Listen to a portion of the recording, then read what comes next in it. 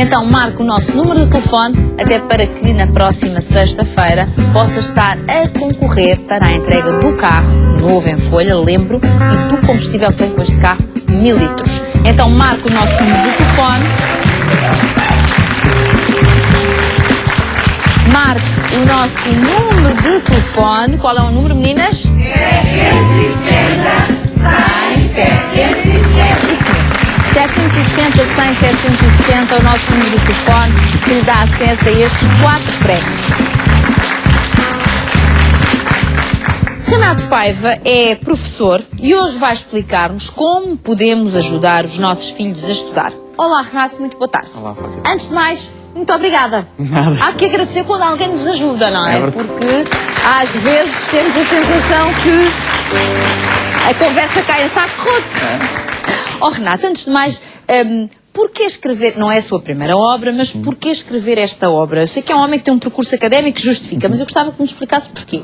Olha, sobretudo porque havia muita procura, sobretudo de pais, que, tanto em formação parental que dou, mas sobretudo também em consultório, que me perguntavam eficientemente isto. Como é que eu consigo transmitir um bom exemplo de estudo e, sobretudo, como é que eu consigo pôr os meus miúdos numa atitude ativa, responsável, autónoma, Eu estou-me a rir porque estou a pensar em mim e, portanto, eu podia estar sentada à sua frente no seu consultório a fazer-lhe estas perguntas. Exatamente. E isto era uma pergunta muito frequente com que eu lido em termos profissionais.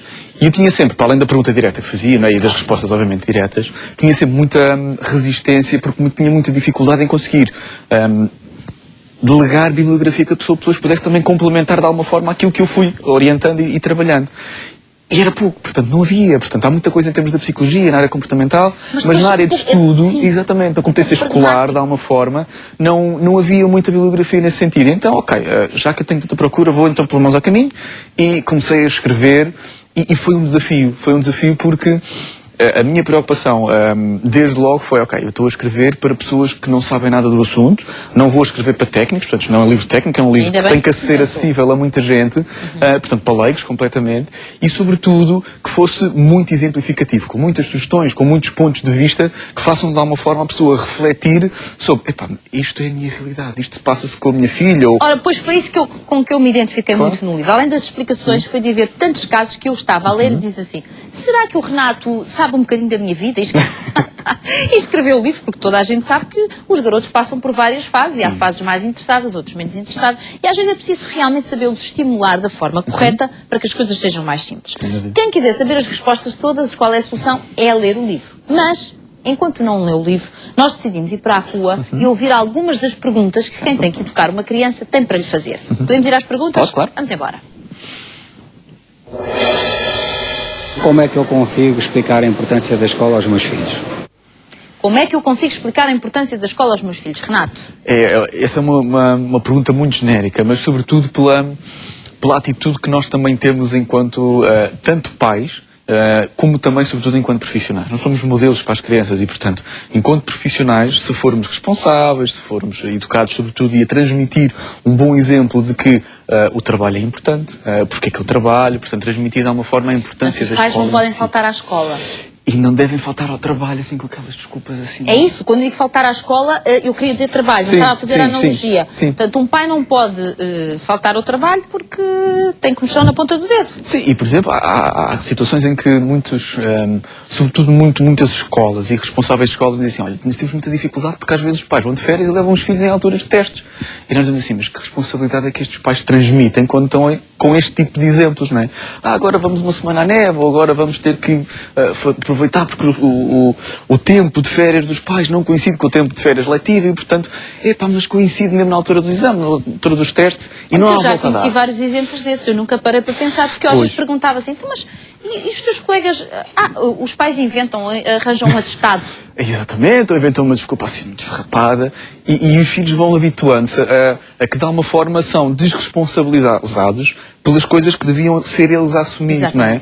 E muitas das vezes eles têm essa atitude muito consciente, de dizer assim, pai, mas eu não posso faltar ao teste, eu tenho mesmo coisas para fazer. E quem diz uma semana de férias, uns dias de férias, também diz, olha, vamos passear hoje porque temos que ir visitar uma exposição qualquer. E o filho diz, olha, mas eu tenho que rever aquela parte da matéria porque eu daqui a 2 dias tenho teste. Né? E tudo isso deve ser uma questão também que deve ser equacionada como responsabilização dos filhos, obviamente, e sobretudo passar-lhes esta mensagem. É uma responsabilização deles, obviamente. Deve ser orientado pelos pais, sem dúvida, mas o modelo parental e da responsabilização que nós também temos enquanto pais e profissionais é das melhores formas para transmitir um bom exemplo. Vamos a mais uma pergunta. Vamos. Que metodologia do estudo devo incentivar?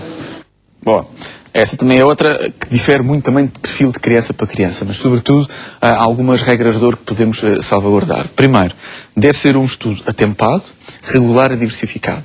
Atempado para que não cairmos no erro de... Estudar tudo na véspera. Nem é só na véspera, às vezes é na véspera e na antevéspera. E quando nós fazemos um estudo muito tardio, inerentemente fazemos um estudo baseado em estratégias de memorização e não tanto de compreensão. E, portanto, insistimos na leitura muito, não é? Na repetição e memorização, em termos de mecanização, quase automatização, e de facto depois isso causa-nos interferências. Porquê? Porque em momentos de maior tensão é a memória que mais falha. Portanto, não é os processos de concentração, não são os processos em termos de aquisição de conhecimento, é sobretudo a memorização. Porque nós temos uma inibição cortical e não conseguimos de alguma forma chegar ao nosso baú, ou seja, das informações, a área do cérebro do neocórtex onde estão alojadas as informações que nós temos, e portanto naquela altura de maior tensão, tipo, epá, eu ainda há bocadinho sabia isto e agora parece que está mesmo aqui e não sai.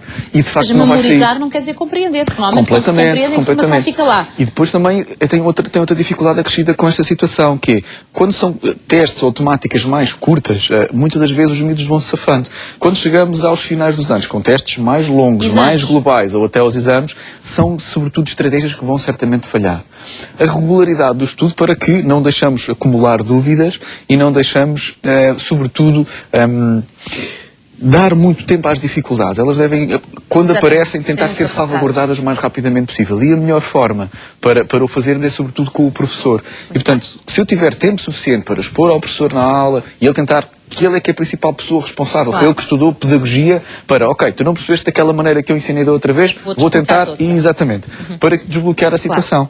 E a diversidade é óbvio, não é? É importante, até porque se uma criança está, um adolescente, uma semana inteira a estudar a mesma matéria, às tantas já... É como nós quando olhamos muito tempo a uma mesma coisa, às tantas já não vemos. Vidramos um bocadinho. E sobretudo porquê? Porque nós, para se diversificar, também para salvaguardarmos várias coisas. Os alunos não são avaliados por aquilo que sabem, não é? Eles são avaliados por aquilo que eles demonstram saber. E é aí que eles devem insistir também muito na sua estratégia de estudo. A demonstração de saber. E a demonstração de saber passa também para além do estudo das temáticas. É também perceber que tipo de perguntas podem ser feitas, como é que eu respondo a determinadas perguntas, que tipo de características das respostas eu devo ter.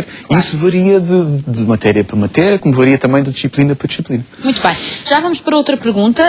Renato, deixe-me só fazer uma referência aqui rápida ao nosso passatempo e depois voltamos já à conversa, que eu ainda tenho aqui muito para falar com o Renato. Então, o que é que nós temos? Muito bem.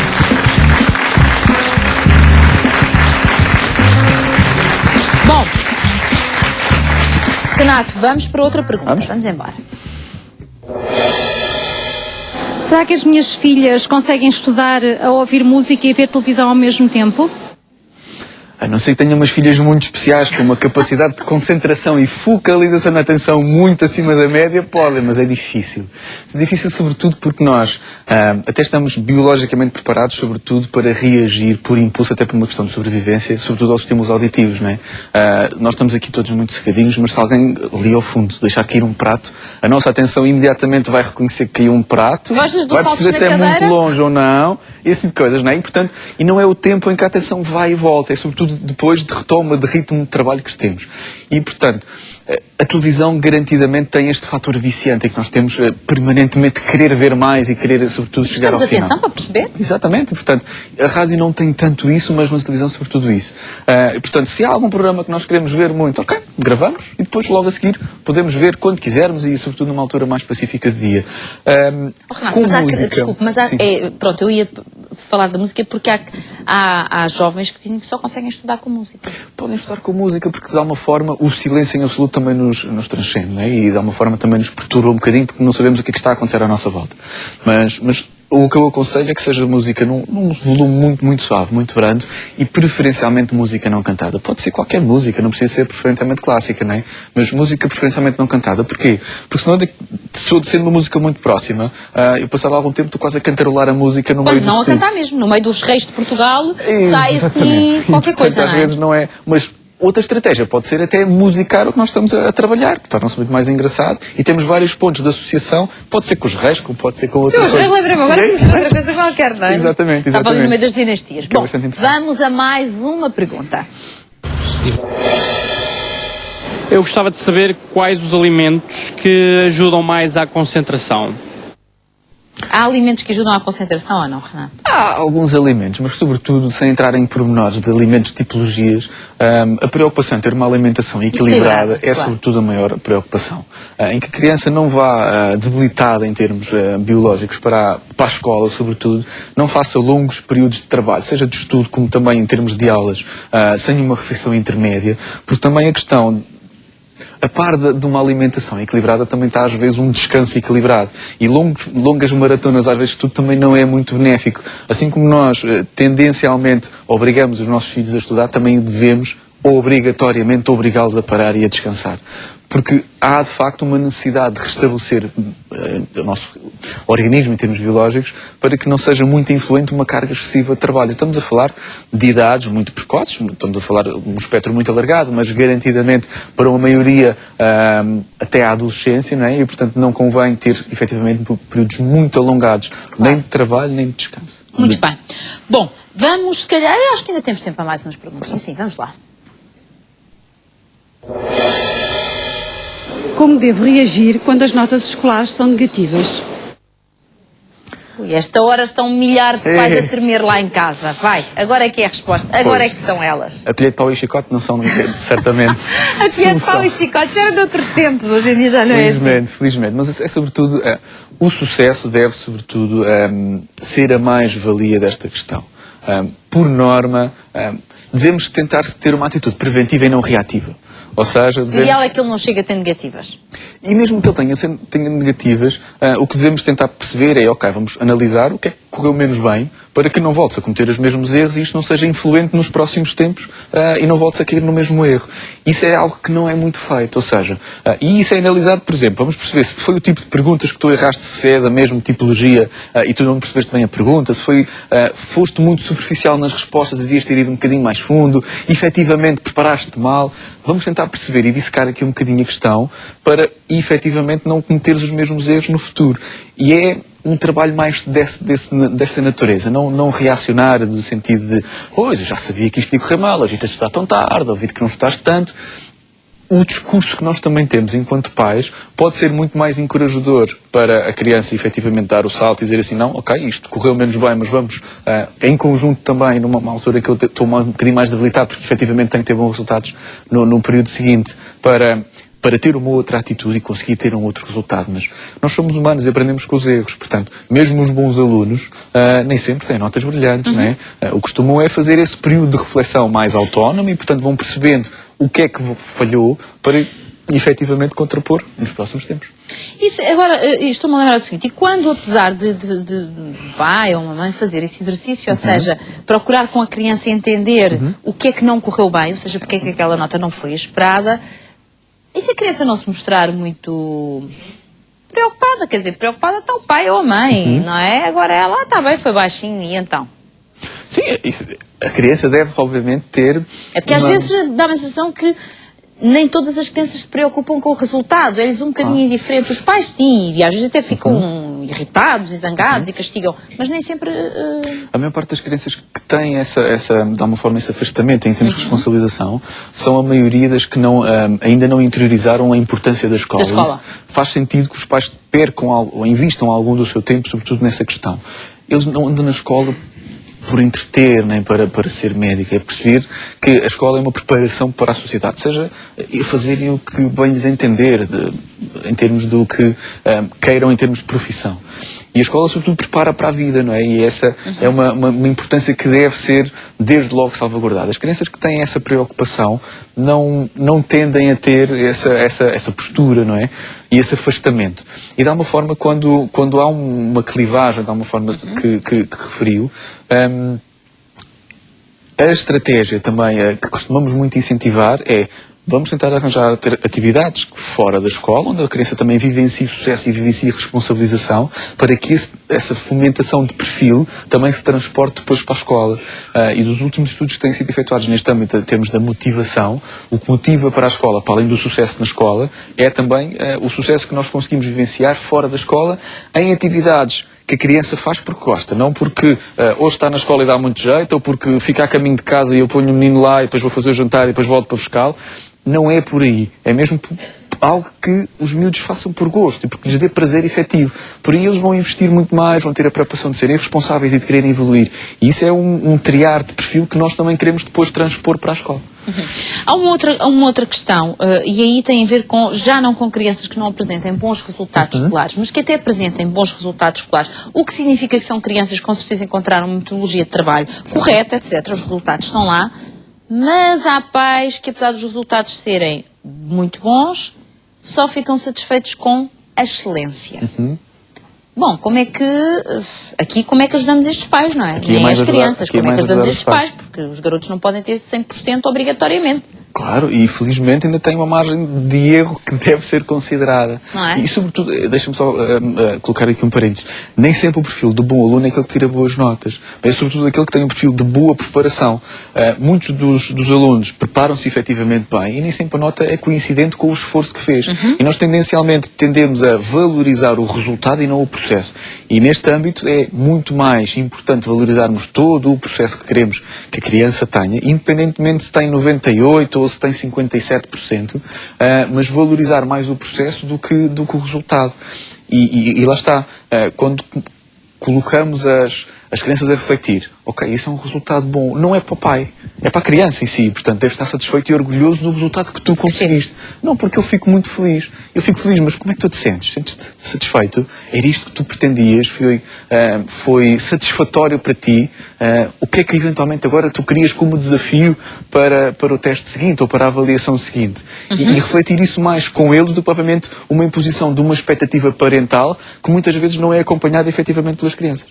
Muito bem, vamos a mais outra pergunta. Em que situação é que eu devo contratar um explicador para os meus filhos?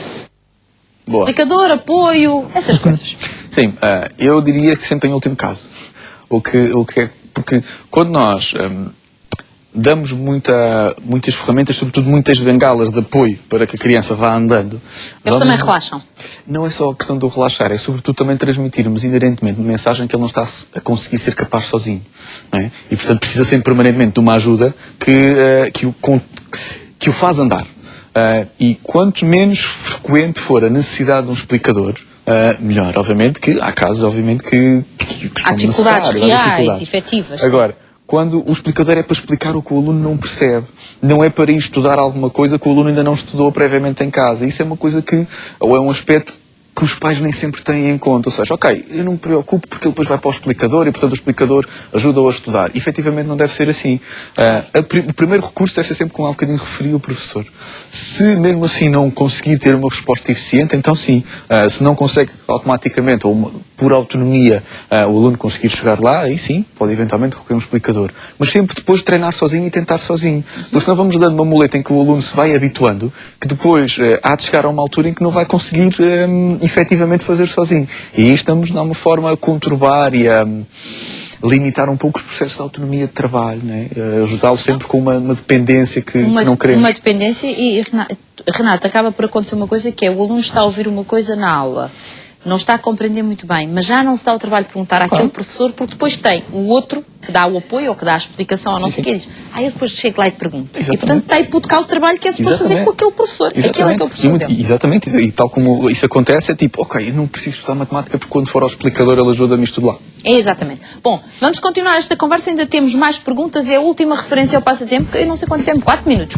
Agora vi daqui para ali, está um bocadinho longe, mas consegui ver. 4 minutos então para fechar o passatempo, que eu ainda tenho para conversar também. Muito bem.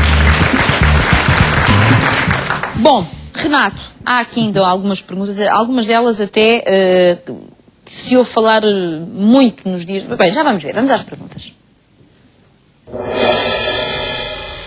Será que devo ir sempre às reuniões escolares da escola do meu filho? Então, para alguns pais, meu Deus, onde é que eu encaixo isto na minha agenda? Meu Deus, meu Deus. A questão aqui é, sobretudo, termos uma proximidade e um contacto mais regular com a escola, né? E, sobretudo, tentamos perceber o feedback que a escola nos dá sobre os nossos filhos. Pode não ser todas as reuniões, mas deve ser com alguma frequência. E nem sempre eu tenho a necessidade de ir lá efetivamente. Os professores, para além das reuniões que acontecem geralmente periodicamente nos finais dos períodos ou no início dos períodos, também têm um horário de atendimento semanal, que possa ser uma recorrência, ou então também possam certamente estar disponíveis por receber um e-mail ou receber um telefonema numa ou outra hora, que seja mais conveniente até para o pai, que seja articulado e combinado com o professor, para efetivamente haver um intercâmbio de informações, não só da escola para a família, mas também da família para a escola, porque a escola também é receptiva e, sobretudo, é importante que a escola vá percebendo, às vezes, como é que está aquela criança em termos, em termos familiares, quer dizer, se há alguma situação que eventualmente esteja a prejudicar a criança, alguma morte de um familiar, alguma coisa que eventualmente não tenha ocorrido tão bem noutras atividades que a criança tenha e que possam eventualmente ser influentes na escola. E essas são informações de intercâmbio de um lado para o outro. Para quê? Para quando há alguma coisa que esteja a conturbar efetivamente aquela criança, toda essa problemática não se arraste durante muito tempo e seja efetuada uma intervenção imediata, não é? Exatamente, atempada. E também será com certeza importante para a criança sentir que os pais se interessam, não é? Sim, se o pai diz, eu fui falar com a professora, fui saber não sei o quê, a criança sabe que os pais estão a acompanhar e estão atentos. Efetivamente. Vamos à última pergunta. Minha filha é disléxica. Como é que posso ajudá-la?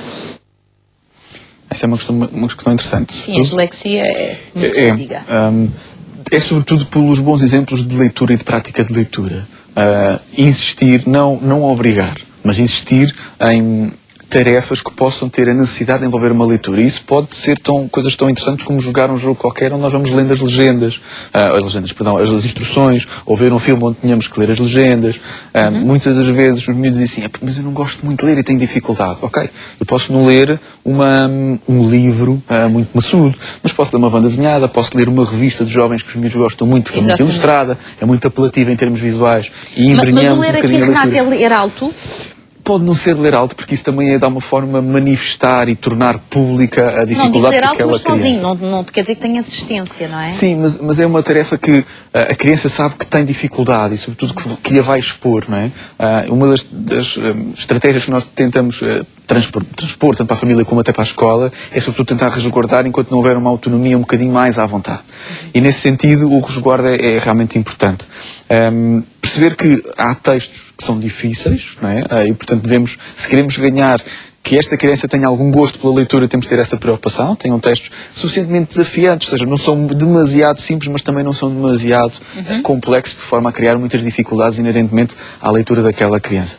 E a leitura pode ser tão diversificada como também fazer uma pesquisa na internet, não é? Não precisa necessariamente pegar no livro e estar ali um conjunto de tempo a folheá-lo. Outra das estratégias que possa ser muito interessante tem a ver com fazer jogos de concentração e atenção.